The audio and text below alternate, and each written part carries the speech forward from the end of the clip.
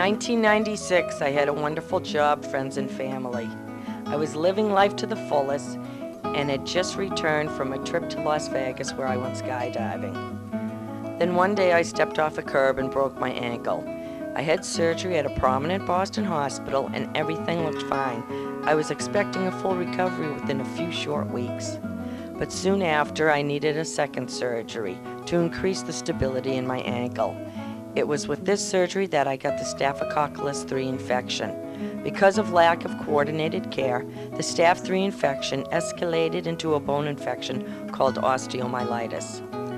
This infection ate away 4 inches of my tibia fibula and half my ankle joint.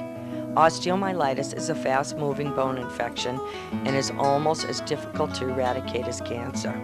For the next 5 years, I endured 28 surgeries consisting of bone grafts, muscle grafts, and live bone transplants, and other painful surgeries. With each surgery, the physicians promised it would be the last. If the physicians initially treated the infection with antibiotics, the outcome could have been very different. The 27th surgery was going to be another excruciating live bone transplant. 2 days before the surgery, the infection reared its ugly self again, this time higher up on my shin. At this point, I was 105 pounds and unable to keep down food. I was a physical wreck. The infection and numerous surgeries had taken such a toll on me.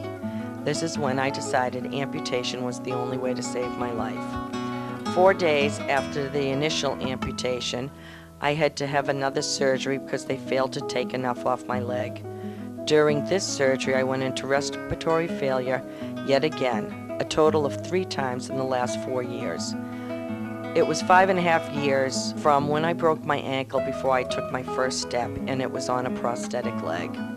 A year from my first step, I had a brain aneurysm on my right optic blood vessel, brought on by the long-term infection in my body. I'm still alive and talking, but now without the vision in my right eye and some short-term memory problems. I've been very lucky to survive all of these medical procedures caused by the hospital-borne Staph 3 infection. I wonder every day what obstacle I will have to overcome. The Staph infection did not ruin my life, but it has altered my life forever. Hospitals and physicians should provide coordinated care for all their patients throughout their treatment.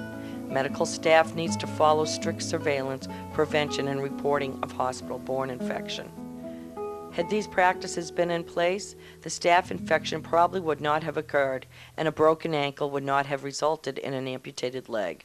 Remember, anyone can break an ankle, but that's where the story should end.